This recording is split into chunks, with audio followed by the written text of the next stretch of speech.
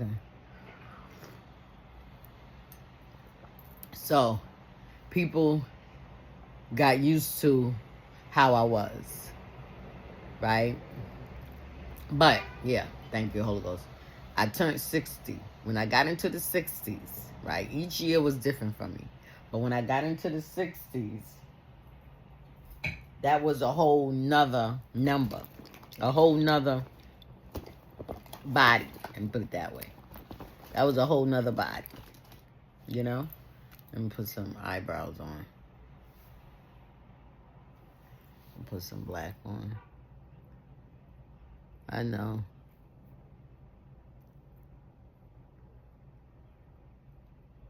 I try to keep it on. I'm just one of them people that don't have no eyebrows.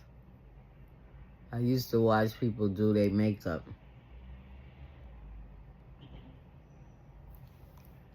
And eyebrows was one of them.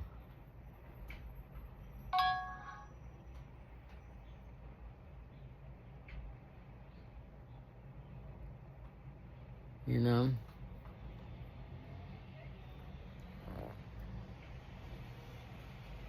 Okay. So, they're used to me. You know, I don't know whether it's so hard to really explain it because I don't want to sound negative or sound obnoxious. Hey Siri, what does obnoxious mean?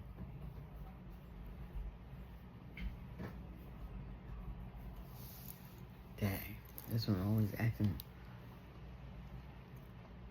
Hey Siri, what does obnoxious mean? Let me see if I can spell it. I need to clean my phone out. That's why I'm getting rid of it. Well, not getting rid of it. I'll come to that another time. What is it? O-B. Come on now. Take off the I. O-B. Obnoxious. Here we go. Obnoxious means extremely unpleasant. Okay, right. An obnoxious person is someone who's extremely unpleasant, offensive, or annoying, often due to being loud, rude, or arrogant. Their behavior is difficult to ignore and can make others feel offended, disgusted, or uncomfortable. I was there. Mm-hmm. You know, I wasn't too much as a person that would keep myself on 100 all the time, always loud. Every time I talk, I'm loud. But when certain things would happen to annoy me, then I would get kind of loud. I would get, what they say, offensive. I would become unpleasant.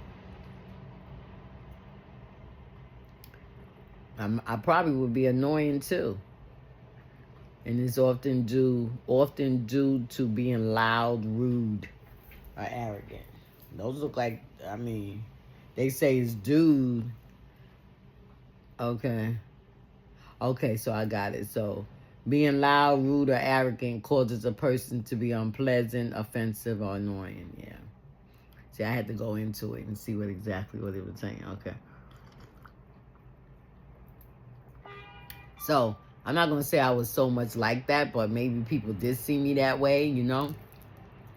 But I will always get the better than me and the holier than thou and the conceited. That's what I would get. I wouldn't get too much as being obnoxious. I didn't hear that word too much. I think I heard arrogant maybe a couple of times.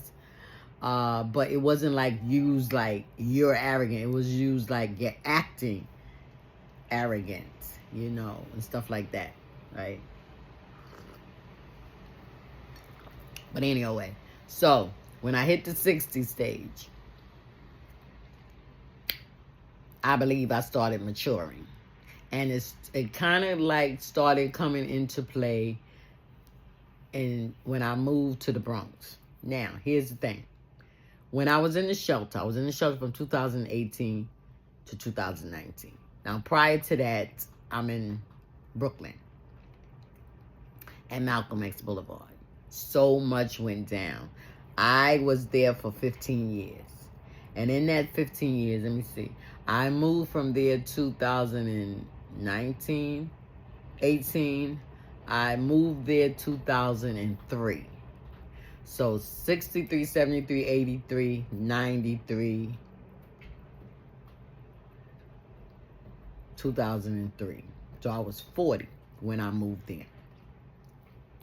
I moved there 2003, 2003, 4, 5, 6, 7, 8, 9, 10, 11, 12, 13, 14, 15, 16, 17, 18, 19, 10, 11, 12, 13, 14, 15, 16 years I was there. So so from 40, 1, 3, 4, 5.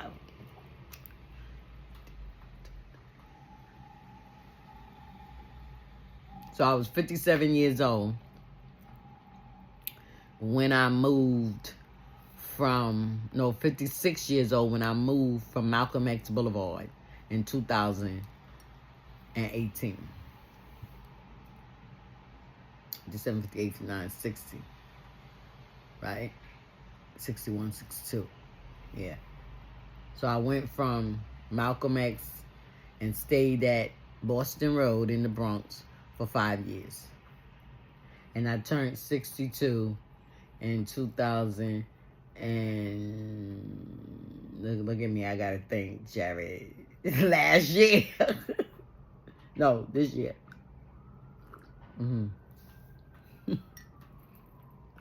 But my whole point of putting the numbers together and letting y'all see them is to bring out different segments of myself and how I changed.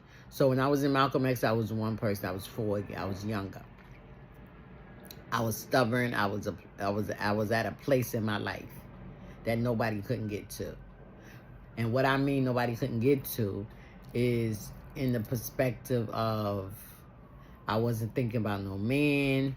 I wasn't thinking about, I wasn't thinking about the world. I was just living in the world. And I want to explain that as I go along.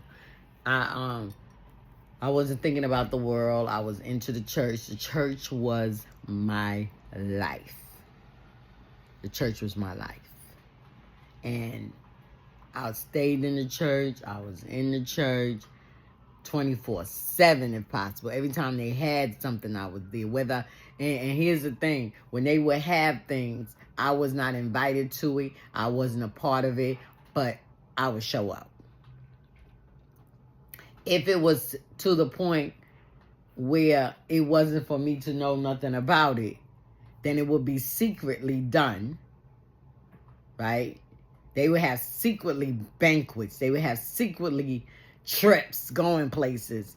And me and my family didn't know nothing about it until they came back from it. And then I would go in. I would feel away. No lie. Right? Instead of accepting it and saying, oh, Sharon, you ain't had to be a part of it, because I was at a place where I was reaching out because I was so lonely. And when I say lonely, I don't mean lonely as far as man-wise. That too, but it wasn't that obvious. But I guess inwardly, subconsciously, it was there.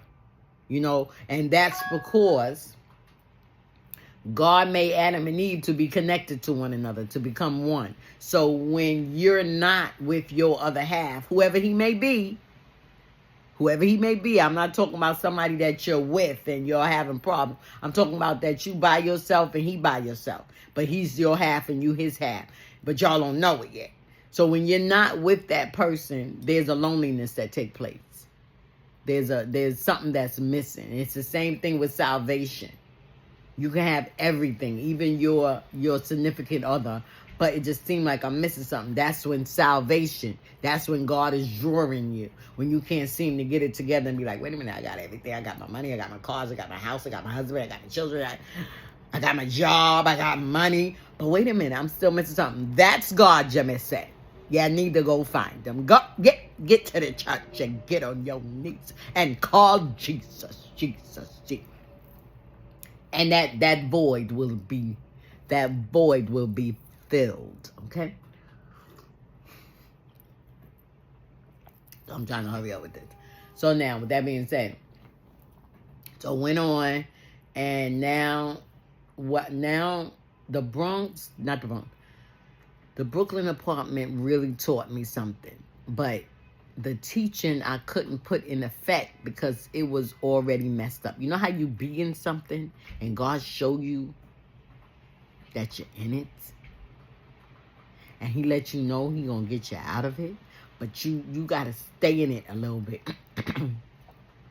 So that you can see where you are. You gotta learn from it. You know what I'm saying? You gotta learn from it. So that Brooklyn Apartments, I went through a whole lot. And when I say I went through it was different scenario. I went through it with my children. I went through it with the landlord. I went through it with the building. Not the building. Yeah, with the building, because the building was acting up. With the landlord. I went through it with the neighborhood. Now, mind you, I'm just a person that mind my business. I don't get into a lot of stuff. But all of a sudden, I'm in the middle of a gang rival. Because of my children. Because of their mouth. You see what I'm saying? Or her mouth. It was only one of my children. But anyway. But a lot of things also happened to teach my children. Because they didn't believe that salt was salty. They didn't believe that sugar was sweet.